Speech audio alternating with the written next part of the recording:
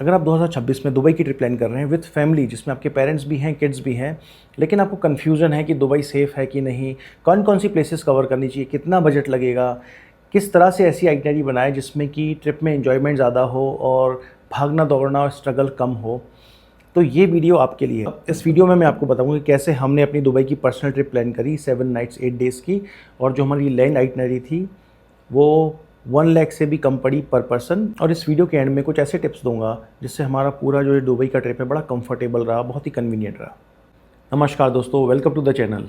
तो ये एक खाली दुबई ट्रिप आइटनरी नहीं है, ये कंप्लीट गाइड है जो आपको हेल्प करेगी आपके दुबई ट्रिप प्लानिंग में। सबसे बड़ी कन्फ्यूजन ट्रैवलर्स के माइंड में है कि अभी जो मिडिल ईस्ट में अनरेस्ट चल रहा था उसके चलते क्या दुबई सेफ़ है। तो अब वो अनरेस्ट ख़त्म हो चुका है, तो दुबई अब बिल्कुल जाने के लिए सेफ़ है, आप ट्रिप प्लान कर सकते हैं। हमारी जो दुबई की ट्रिप थी वो इस अनरेस्ट से पहले की थी, लेकिन अभी जो मैंने अपने फ्रेंड से पता किया है जो लोग वहाँ रहते हैं, अब चीज़ें बिल्कुल नॉर्मल हो चुकी हैं, तो दुबई जाना बिल्कुल सेफ़ है। पहले बजट की बात कर लेते हैं। हम 5 लोगों के लिए 7 नाइट और 8 डेज़ के लिए जो लैंड आइटनरी का कॉस्ट आया वो आया 4,80,000 के आसपास, तो पर पर्सन 1 लाख के नीचे। इसके अंदर फ़्लाइट टिकट्स इंक्लूडेड नहीं थी, इसके अंदर visa, insurance, hotel stay, private transfer, जी हाँ प्राइवेट ट्रांसफ़र, शेयर ट्रांसफ़र नहीं था, मेजर अट्रैक्शंस की टिकट, एंट्री टिकट इंक्लूडेड थी, और कॉम्प्लीमेंट्री ब्रेकफास्ट, ये हर चीज़ इंक्लूड थी। जो चीज़ आपको खुद से देखनी थी वो था आपका लंच और डिनर। 2 रातों का डिनर इंक्लूडेड था इसके अंदर, बाकी डिनर आपको खुद देखना था। चलिए डे 1 की बात करते हैं। तो हमने दिल्ली से दुबई की फ़्लाइट ली और करीबन हम दोपहर में दुबई इंटरनेशनल एयरपोर्ट पहुंच गए। वहाँ पे हमारी प्राइवेट टैक्सी वेट कर रही थी, उससे हम होटल गए। सजेशन ये है कि फ़र्स्ट डे आप हैवी साइट सीइंग मत रखिए, क्योंकि फ़्लाइट में ट्रैवल करने के बाद थकान हो जाती है। इसलिए most of the tour operators first day आपको दुबई मरीना का ढाउ क्रूज़ रखते हैं आइटनरी में, which is a good decision. उससे आपका एक तो दुबई का फर्स्ट इंप्रेशन बहुत बढ़िया रहेगा, और दूसरा वहाँ पे आपको एक शानदार डिनर भी मिलेगा क्रूज़ पर। होटल की बात चल रही है तो हमने बड़ दुबई का एरिया चुना अपने होटल के स्टे के लिए, और हमने होटल रूम की जगह अपार्टमेंट कम होटल लिया गोल्डन सैंड्स की तरफ से। उसका रीज़न ये था कि फैमिली के साथ रूम्स में उतने कंफर्टेबल नहीं होते, इसलिए अपार्टमेंट लिया। उसके साथ आपको उस एरिया में कई सारे प्योर वेज इंडियन रेस्टोरेंट्स भी मिलेंगे, और वो खाना आपके होटल में डिलीवर कर सकते हैं। स्विगी जोमेटो की तरह बहुत सारी ऐप्स चलती हैं, जैसे नून है, तलाबत है, डिलीवरू है, काफ़ी सारी हैं। तो वो बड़ा कन्वीनियंट रहेगा अगर आप बर दुबई के अंदर अपना होटल बुक करेंगे। अच्छी नींद लेने के बाद और दूसरे दिन बढ़िया इंडियन ब्रेकफास्ट करने के बाद आज दिन था दुबई का क्लासिक टूर करने का, वो भी प्राइवेट ट्रांसफ़र में। क्लासिक टूर के अंदर वो आपको राइड कराएंगे दुबई की, जिसके अंदर अल-सीफ मार्केट कवर होगा, पैलेस कवर होगा, और भी कई सारी चीज़ें कवर होंगी। कुछ कुछ जगह आपको वो रोकेंगे जहाँ पे आप फ़ोटो वगैरह क्लिक कर सकते हैं। और ऐसे करते करते 2 बज गए। 2 बजे उन्होंने हमको ड्रॉप किया दुबई मॉल। जी हाँ, Dubai mall is one of the largest mall in the world. तो बड़ा अच्छा एक्सपीरियंस था दुबई मॉल का। और उधर फूड कोर्ट है 3rd या 4th फ्लोर पे, वहाँ आपको इंडियन आउटलेट्स मिल जाएंगे, जैसा बीकानेर वाला। वहाँ पे आप आराम से लंच कर सकते हैं, अच्छा मेन्यू है और खाना भी अच्छा है। 5 बजे के करीब हम चले गए बुर्ज खलीफा पे। बुर्ज खलीफा पे हमने इवनिंग देखी, पूरा दुबई देखा, बहुत बढ़िया, और टाइम से हम वापस नीचे आ गए। इसके बाद फाउंटेन शो हमने इन्जॉय किया। अब मैं आपको इसमें एक चीज़ बताता हूँ। मोस्टली जो टूर ऑपरेटर्स होते हैं वो बुर्ज खलीफा के जो टाइमिंग रखते हैं वो रखते हैं इवनिंग में 8 बजे के बाद। उसमें प्रॉब्लम क्या है, एक तो टिकट सस्ती होती है तो भीड़ बहुत होती है, प्लस आपका डिनर का कोई टाइम सेट नहीं होता। आप 8 बजे जाएंगे और कब आप डिनर करेंगे, कब आप फाउंटेन शो देखेंगे, सब कुछ मैसअप हो जाता है। तो इसी चीज़ को अवॉइड करने के लिए हमने बुर्ज खलीफा की जो एंट्री थी वो हमने रात में ना लेकर 4:30 4 के या 5 के आसपास के लिए। वो थोड़ी कॉस्टली ज़रूर होती है, लेकिन उसके बड़े सारे एडवांटेज हैं। एक, ऊपर से आपको व्यू बड़ा अच्छा दिखेगा दिन में, पूरा दूर तक आपको शहर दिखेगा, और आप टाइम से नीचे आ जाएंगे। उसके बाद आप इजीली अपना म्यूज़िकल फाउंटेन शो एंजॉय कर सकते हैं, और जब वो ख़त्म हो जाए डिनर करके वापस से आप होटल जा सकते हैं। एक और चीज़ मैंने देखी है कि लोग वहाँ पे शाम को जब एंट्री लेते हैं तो वो रुके रहते हैं टू सी द सनसेट, या फिर सिटी कैसी लगती है when it transform from day to night. उसके साथ एक प्रॉब्लम ये है कि जब रात हो जाती है, सनसेट हो जाता है, तो सब लोगों को नीचे जाना होता है वापस, राइट। और लिफ्ट तो लिमिटेड ही है, तो उसमें कई बार 1 से 1.5 घंटा आपको वेट करना पड़ सकता है, काफ़ी टाइम वेस्ट होता है।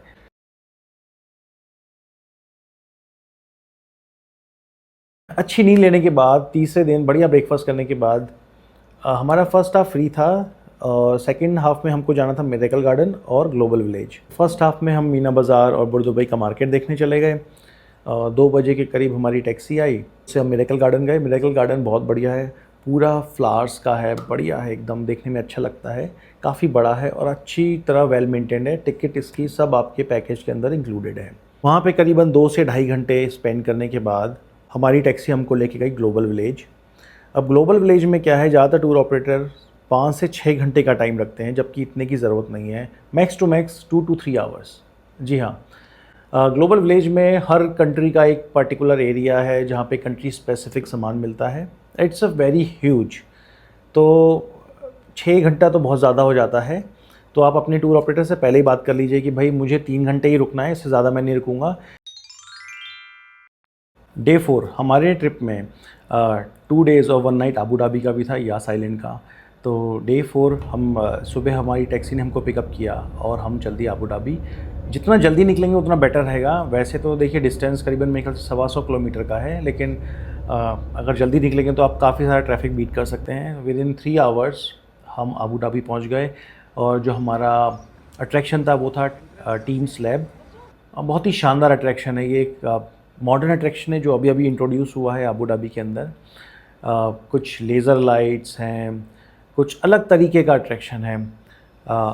या वीडियो देख सकते हैं, फ़ोटोज़ देख सकते हैं। तो ये किड्स के लिए बहुत ही बढ़िया है, बल्कि मैं बोलूँगा हर एज ग्रुप के लिए अच्छा है। It's a one time experience. इसको एक्सपीरियंस करने के बाद हम करीबन शाम को यास आइलैंड पहुँच गए। वहाँ पे हमारे रेडिसन होटल में ऑलरेडी बुकिंग थी। डे 5 बहुत ही बढ़िया लेविश ब्रेकफास्ट करने के बाद हमने होटल से चेकआउट किया। सामान जितना भी हमारा लगेज था क्लॉक रूम में रखा और उसके बाद यास आइलैंड के अंदर क्या है कि आपको होटल से पिक एंड ड्रॉप के लिए फ्री शटल्स चलती हैं जो आपको पार्क में छोड़ देंगे आपके पार्क, जैसे कि फेरारी वर्ल्ड हुआ, वार्नर ब्रदर्स हुआ, या फिर वाटर वर्ल्ड हुआ, या फिर सी वर्ल्ड हुआ। तो हमारे पास था एनी 2 पार्क टिकट, जिसके अंदर हमने ऑप्ट किया Sea World and Ferrari World. सबसे पहले हम गए Sea World. Sea World is mind blowing, worth every penny. आपको ऐसे ऐसे सी क्रिएचर्स दिखेंगे जो आपने शायद टीवी में ही देखे हों, या उनको देखने के लिए आपको आर्कटिक या एंटार्कटिक या नॉर्थ पोल साउथ पोल जाना पड़ेगा। Penguins, almost all the varieties आप बहुत पास से देख सकते हैं। वॉलरस हमने देखा और एक डॉल्फिन का शो, अमेजिंग, बहुत ही शानदार डॉल्फिन का शो था, वो हमने एंजॉय किया, हमारी पूरी फैमिली ने एंजॉय किया। सी वर्ल्ड में और भी काफ़ी सारे आपको मरीन क्रिएचर्स दिखेंगे। Sea World is must for every age group, बच्चे हो, एल्डरली पीपल हो, यंगस्टर्स हो, सबको अच्छा लगेगा। हमारा ज़्यादा टाइम सी वर्ल्ड में निकल गया, फेरारी वर्ल्ड के लिए ज़्यादा टाइम नहीं बचा। बट चलिए, जितना भी टाइम हमने सी वर्ल्ड में गुजारा बहुत ही बढ़िया रहा। उसके बाद करीबन 6 बजे के आसपास हमारा पिकअप था वापस दुबई के लिए। डे 6 दुबई के अंदर फर्स्ट हाफ हमारा फ्री था। सेकंड हाफ में हमारी जो एक्टिविटी थी वो थी ड्यून बैशिंग और डेजर्ट सफारी की। फर्स्ट हाफ में हम लोग चले गए गोल्ड सूक और ओल्ड दुबई देखने के लिए। तो हमने पर्सनल टैक्सी करी और वहाँ पे अल सीफ का पोर्ट है, अल सीफ से आपको बोट्स मिल जाती हैं, 1 या 2 दिरहम लेते हैं पर पर्सन। तो वो आपको एक किनारे से दूसरे किनारे छोड़ देंगी, जहाँ पे वो ड्रॉप करेंगी वहीं से ही आपका गोल्ड सूक स्टार्ट हो जाता है। तो वो भी एक बार जाने लायक है, बिल्कुल उसको मिस मत करिए। और कंफर्टेबल रहता है बोट के अंदर भी, कोई ऐसे डिफ़िकल्टी नहीं होती। उधर ही आपको अतर की शॉप्स मिलेंगी, परफ्यूम्स की शॉप मिलेंगी, आप अतर ख़रीद सकते हैं। खाना खाने के बाद हमारी टैक्सी आ गई और उस टैक्सी में फिर हम गए ड्यून बैशिंग, डेजर्ट सफारी करने, और हमारा डिनर भी वहीं पे था जो वहाँ पे कैंप्स होते हैं। Dune bashing was a good experience. उसके बाद आपको RTV या 4x4 व्हीकल चलाने को मिलेगा, उसको आप इन्जॉय करिए, वो अच्छा एक्सपीरियंस है। थोड़ा कॉस्टली ज़रूर है but you will enjoy it. Day 7 में फर्स्ट हाफ में जो हमारा अट्रैक्शन था वो था view at the palm. So view at the palm क्या है कि एक हाइट पे टावर है, वहाँ से आपको जो पाम जुमेरा है उसका पूरा 360 डिग्री व्यू मिलेगा। नॉर्मली लोग पाम जुमेरा आपको दुबई ट्रिप के अंदर या दुबई टूर जो होता है क्लासिक टूर, उसके अंदर कार के थ्रू बस कवर करा देते हैं, लेकिन आपको वहाँ से पूरा व्यू नहीं दिखेगा पाम जुमेरा का। लेकिन व्यू एट द पाम से पूरा व्यू मिलेगा। तो इसको आप इंक्लूड करिए, ये वर्थ इट है बिल्कुल। जो सेकेंड हाफ में हमारी आइटनरी में अट्रैक्शन था वो था museum of future. Little disappointing, ticket इसकी कॉस्टली थी लेकिन उतनी वर्थ इट मुझे उसकी टिकट नहीं लगी। तो आप खाली फ़ोटो स्टॉप के लिए वहाँ पे रुकिए, अपना पूरा का पूरा टाइम हम मत वेस्ट करिए, क्योंकि इतना कुछ खास है नहीं।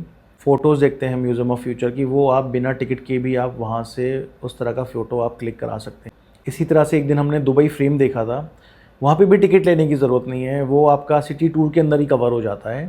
फ़ोटो स्टॉप के लिए वहाँ रुकिए, तो हर तरह की फ़ोटो आपको बिना टिकट लिए ही दुबई फ्रेम में भी मिल जाएगी।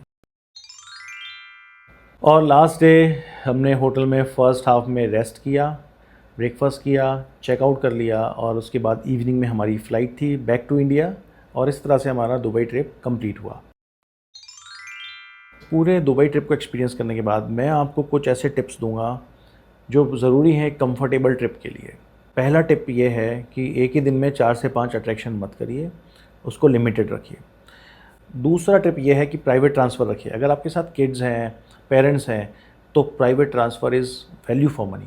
तीसरा टिप जो है वो ये है कि अगर आप आबू धाबी जा रहे हैं तो एक ही दिन में आना जाना मत करिए, बिल्कुल बेकार रहेगा। ना तो आप आबू धाबी सही से घूम पाएंगे और आप एक ही दिन में आने जाने में थकान रहेगी। तो हमेशा उसको 2 दिन का रखिए, एक रात वहाँ पे आप रुकिए। चौथा टिप वो ये है कि बीच बीच में बॉडी को रिचार्ज करना होता है, तो इसलिए फर्स्ट आप फ्री रखिए ऑल्टरनेट डेज़ पे। जी हाँ, वीडियो थोड़ा लंबा हो गया है, लेकिन एक चीज़ मैं बोलूँगा, कई सारे टूर ऑपरेटर हैं जो दुबई की ट्रिप प्लान करते हैं, जैसे कि मेक माई ट्रिप है, पिक योर ट्रेल है, थॉमस एंड कुक है, कई सारे हैं। तो आपको जहाँ से अच्छे रेट्स मिले आप वहाँ से अपना बुक कराइए ट्रिप, और एक एक चीज़ के बारे में डिटेल में पूछिए, कितने बजे क्या होगा, ये टिकट है तो ये कौन से टाइमिंग की है। हर चीज़ को आपको माइन्यूटली पूछना है, क्योंकि आपको पता है कुछ कुछ चीज़ें हिडन होती हैं, तो जब आप वहाँ जाते हैं तब पता चलता है कि अरे सर ये टिकट तो इस टाइम की थी या इस दिन की थी।